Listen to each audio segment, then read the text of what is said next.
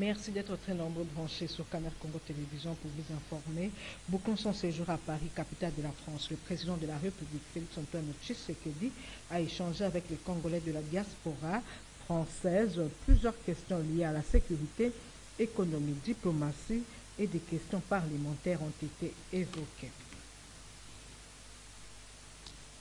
Au Sud Kivu, Jean-Jacques Pouroussi, candidat gouverneur porté par l'AFDC élu de PES, a été élu gouverneur de cette province ce jeudi 2 mai 2024. C'était à l'issue du deuxième tour de l'élection à l'Assemblée provinciale du Sud Kivu. Jean-Jacques Pouroussi a en effet obtenu 27 voix devant son challenger Émile Miseka Soumaïli de l'UNC qui n'a obtenu que 21 voix. Ainsi, il remplace à ce poste Théo Ngwadije.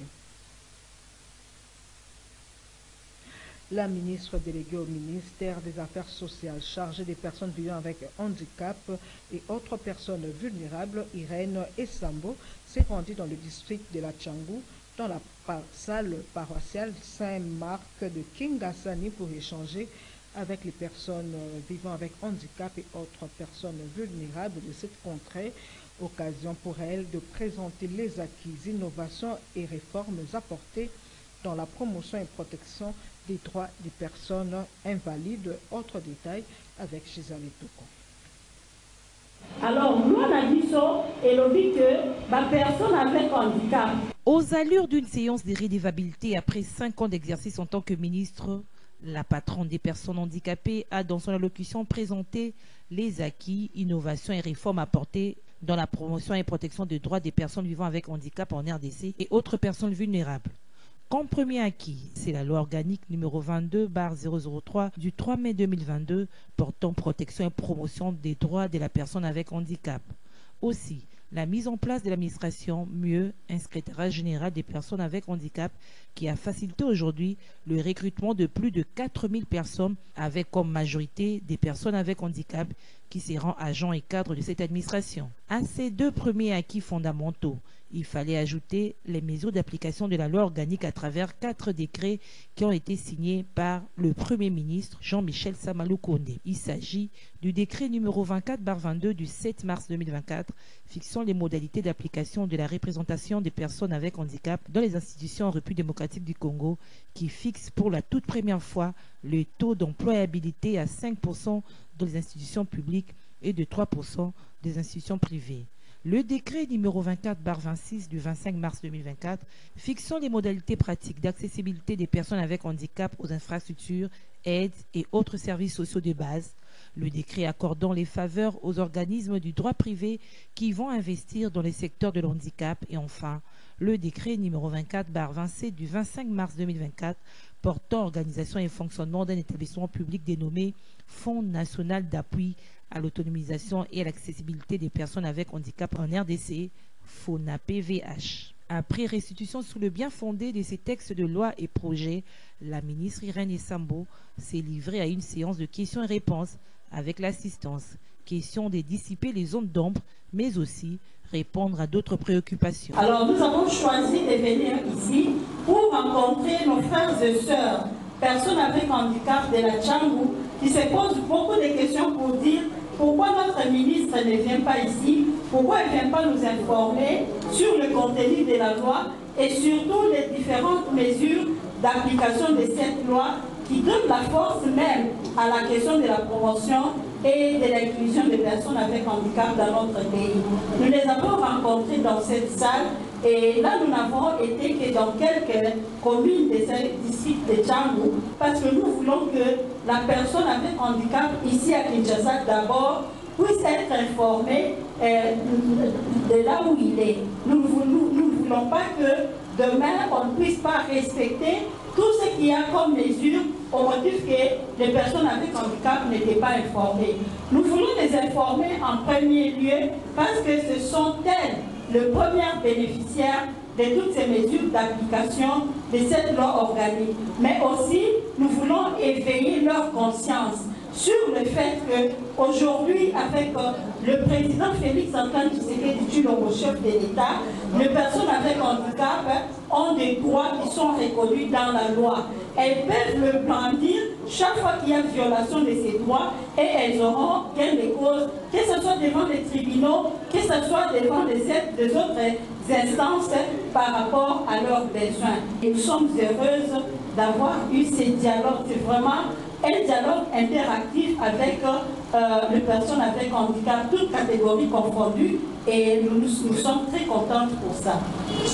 À la fin de cette rencontre, il a été partagé quelques vivres aux personnes avec handicap ayant pris part à la cérémonie de restitution de Maître Irène Sambou.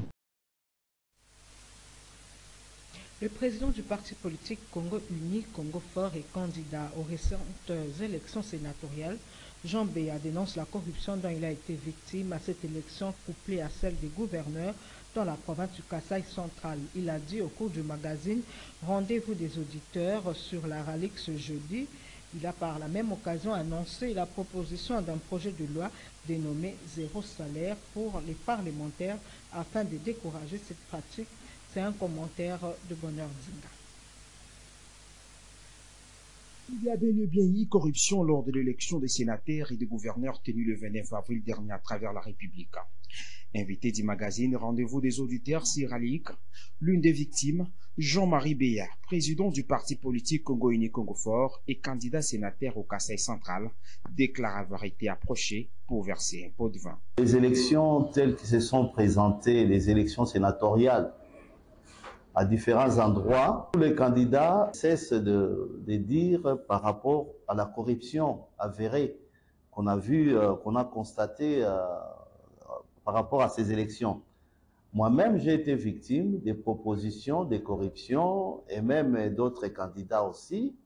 Et comme je ne peux pas marcher sur cela, donc j'ai dû dénoncer la chose. Et aujourd'hui, je suis en train de proposer une loi. La loi que j'appelle la loi salaire zéro pour les législatives.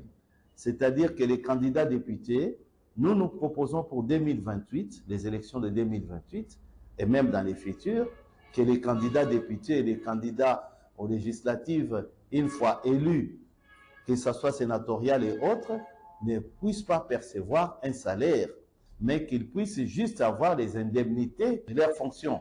Nous proposons un salaire zéro. Cela combattra la corruption. À ce jour, nous avions été, les candidats, donc les grands électeurs, nous proposent au moins qu'on leur paye jusqu'à 80 000 $. Et il y a eu des candidats un peu partout, dans toutes les régions. Vous avez bien vu, vous avez constaté, même ici à Kinshasa, où on a intercepté des voitures qui ne sont pas numérotées, au profit des députés.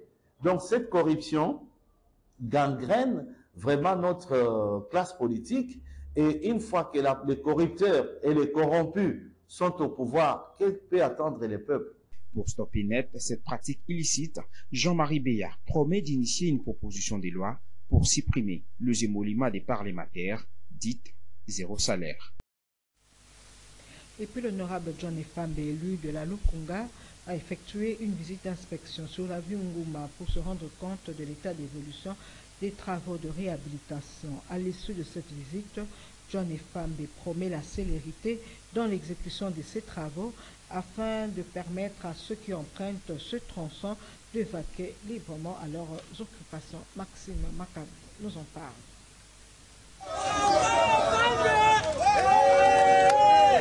Les députés nationaux élus de la Lukunga, John Efambe Ekamba, a effectué lundi 30 avril 2024 une descente d'inspection de l'évolution des travaux de l'avenue Nguma, une avenue à grand trafic réunissant les communes de Kitambo et de Ngaliema. Tout a commencé au niveau de l'arrêt haute tension, non loin de l'ambassade d'Égypte, que l'élu de Lukunga a débuté cette visite surprise d'inspection dans le cadre de la redevabilité au vu du tollé suscité au sein de l'opinion quinoise est ainsi l'évolution à pas de tortue des travaux entamés il y a près de 5 mois. Accompagné d'une foule immense, John Efambe a parcouru l'axe de cette avenue qui du reste est toujours fermée au public dans son tronçon situé entre haute tension et entrée Montfléry où il a palpé du doigt les réalités et contraintes connues par l'entreprise à la charge d'exécution de ces travaux. À chaque section, il a échangé avec les différents superviseurs sur ce qui contraint l'avancement des travaux. Plusieurs coups de fil que j'ai reçus de nos compatriotes qui vivent dans cette partie de la capitale. Je m'étais décidé d'emboîter le pas du chef de l'État, Félix Antoine Tshisekedi Tshilombo, qui est passé en premier à inspecter et s'imprégner de la situation de cet état de route. Je suis venu parce qu'il est important de rester à l'écoute de nos populations. J'ai promis à nos populations de Lukunga que je resterai à l'écoute de leurs desiderata en ce qui concerne le social pour que je puisse valablement les représenter et aussi poser des questions à ceux qui gèrent l'exécutif en ce qui concerne la gestion quotidienne de notre pays. C'est dans ces contextes que je me suis livré à cet exercice de descendre personnellement, inspecter et me retirer pour faire une évaluation de l'état d'avancement de cette route. Et oui, j'ai constaté qu'il y a quand même des avancées significatives en ce qui concerne les travaux, mais il faut vraiment y veiller pour que ce soit respecté dans le timing prévu. C'est avec un sentiment de satisfaction que l'honorable John Efambe a conclu cette visite surprise de supervision tout en appelant aux usagers d'être calmes et attendre la fin des travaux qui interviendra sous peu.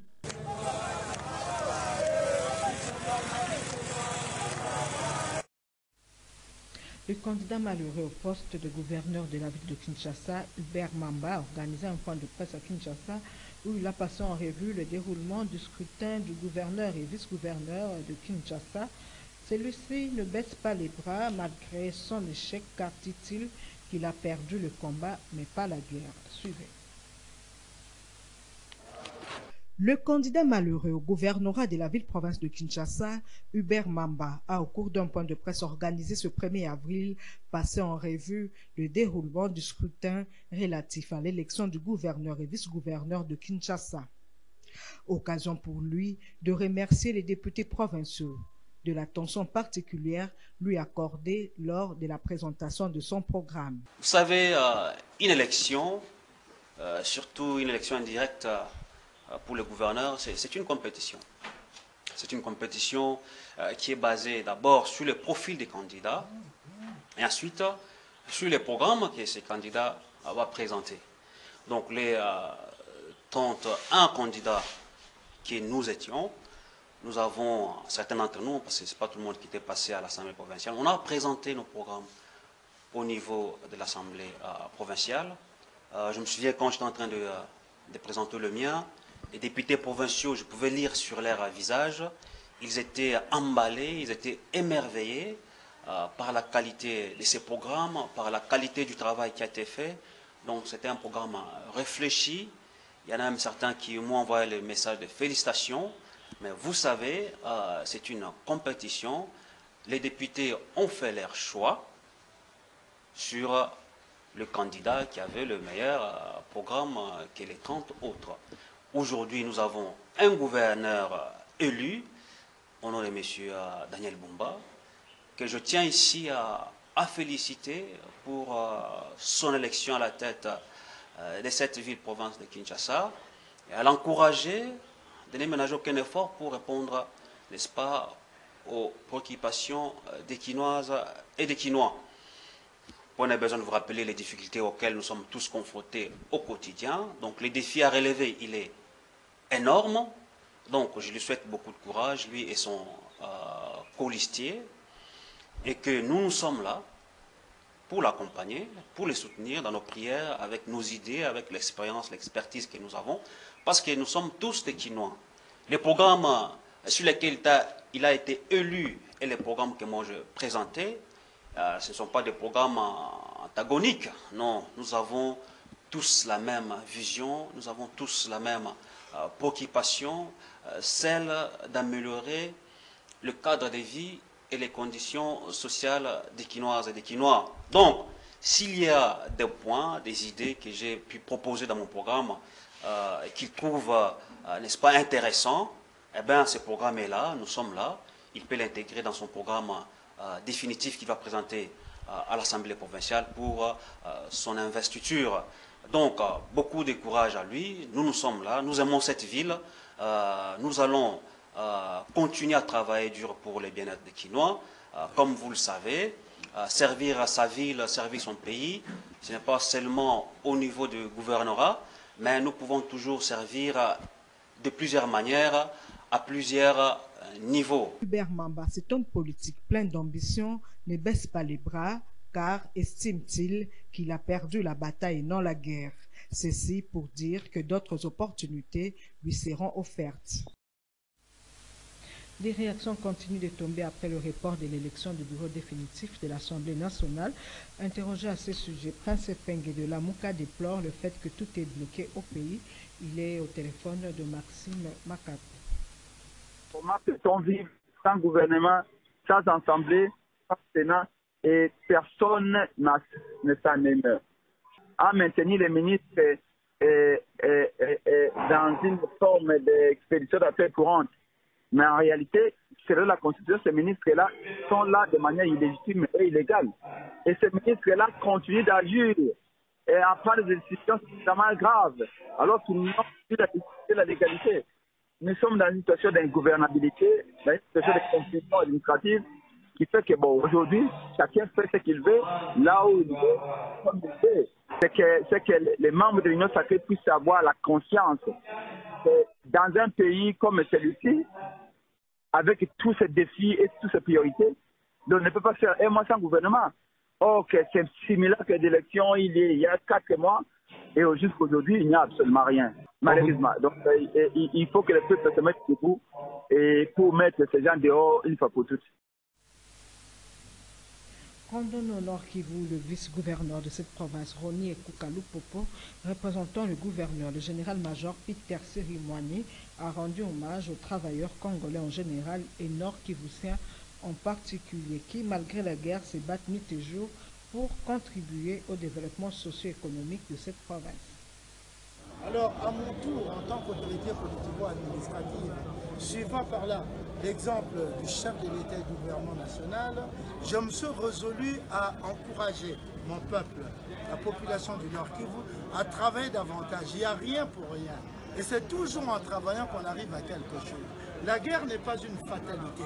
La guerre a commencé au Nord Kivu et dans beaucoup de pays, elle est là, mais les gens ne se sont jamais fatigués. Et j'ai toujours pris l'exemple notamment d'Israël et de la Palestine où ça se bat tous les jours. J'étais encore enfant, j'entendais l'expression « on se bat à l'arme lourde à Beyrouth ». Donc ça ne s'est jamais terminé et peut-être que ça ne se terminera pas d'aujourd'hui.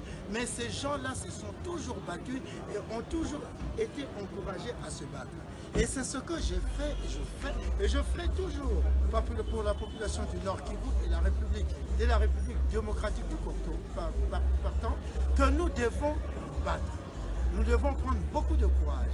Nous devons accompagner nos gouvernants dans leur vision, dans leur plan de modernisation de la République démocratique du Congo et dans leur plan de refus de la balkanisation de la République démocratique du Congo.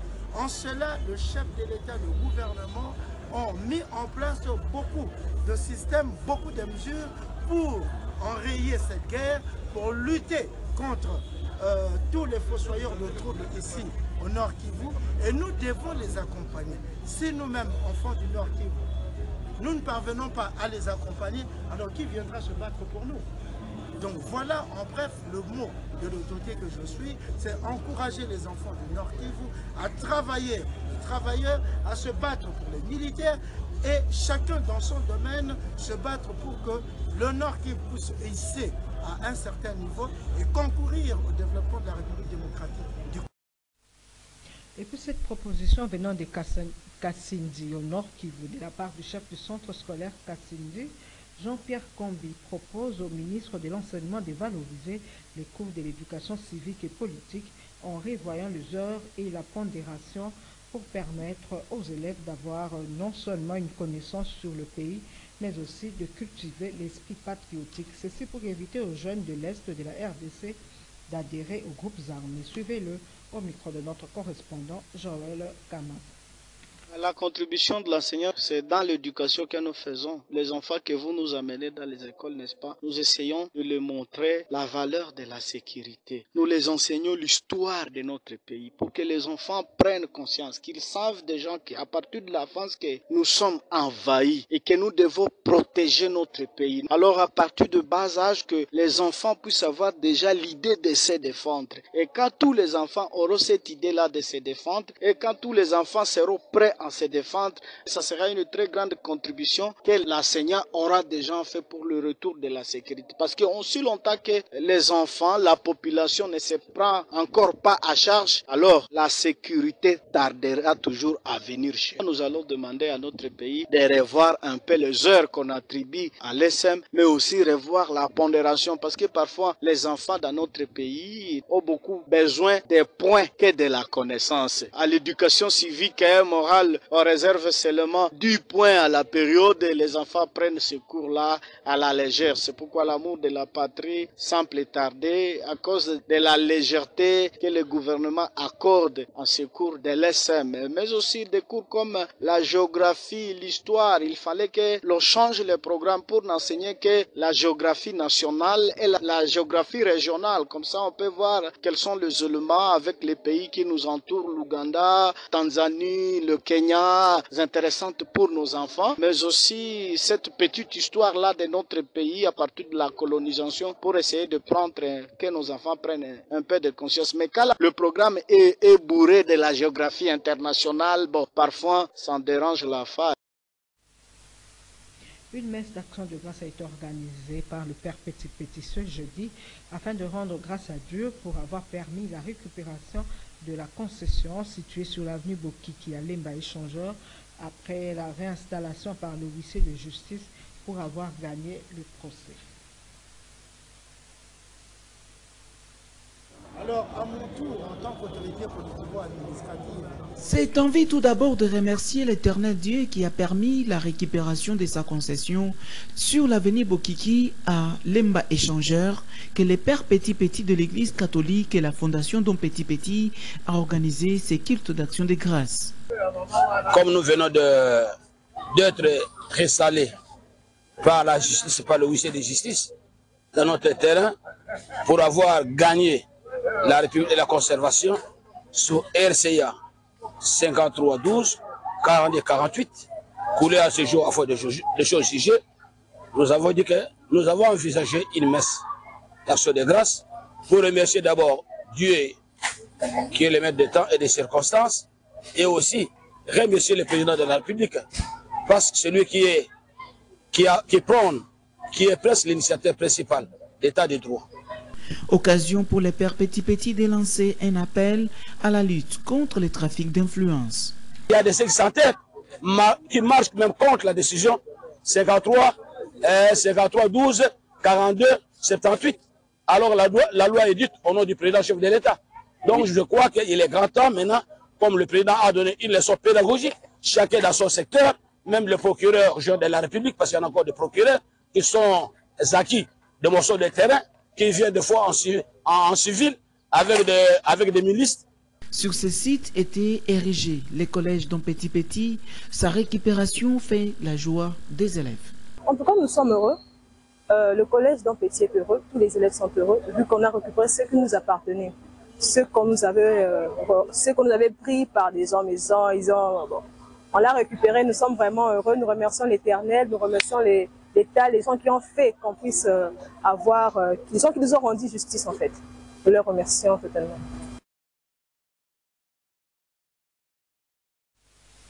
Soucieux de rendre salubre à la commune de Limete, les jeunes du quartier Kingaba à travers l'Asbel, Tosukolamboka, dirigés par le président Moïse Kabongo, ont procédé aux travaux d'assainissement et de curage des caniveaux sur la route poids lourd, précisément à l'arrêt Usam, une façon de combattre les maladies causées par la saleté. Reportage Junior Bolafa. Le jeune du quartier Kingabois dans la commune de Limete, à travers l'ASBEL Tosoko Lamboka, ont amorcé le travaux d'assainissement et curage de caniveau le week-end dernier sur la route poids lourd à Réizam. Une action qui est saluée par les usagers.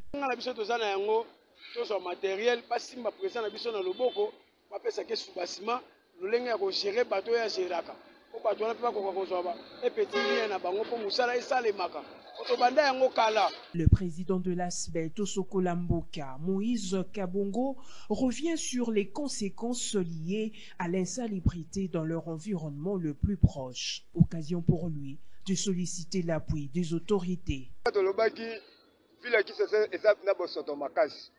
Yango tozo bunda na ville Kisasa na projet ya tata mokonza mboka pesaki to tirer ba carniveau yango moni jeunesse nyonso toza na bango mobiliser to porte to ba ko tirer tirage to nde tozali ko sala vraiment na vision ya mwana mboka Eleva Kabongo oyo azwaki initiative ya kolanda mokonzi ya mboka pona biti ya kosala ba tirage na ba carniveau to moni mingi mboka na biso ezali mingi ya kobeba oyo eza kobebisa mboka na biso ezali mingi ba terrasser parce que ba prince ekozala protéger ceux qui mai ezoleka na terrasser convenablement alors to mona ba terrasser na biso ekoma boucher alors yango tozo déboucher yango pona kopesa voie libre na nzela ekende yango objectif na biso vraiment otokitaki lelo omona ki ars oyo Izam ezalaki vraiment trop boucher na bato ya bawenzi ya mabende babebisaki vraiment caniveau et bit na biso ezalaki lelo fungola même voie oyo po etika la libre ba difficulté mingi tokuta nango eza genre mingi ya ba congolais parce que congolais za civilisé te mboka ekobonga na initiative na biso moko tant balobi ke l'état ezaka moto asimi mandoki te c'est que l'état ezanga na yo na biso nyonso tout tant nazwi bosoto na ngai ifuna ba place nini ya kotia yango ba difficulté mingi tokuta nango congolais o mingi ba wenji oyo sala ba wenji oyo zana ba balabala ezobomela biso mingi ba terrasse mboka elinga. Et c'est par ici que nous bouclons ce journal sur Canal Congo Télévision. Merci de votre attention particulière.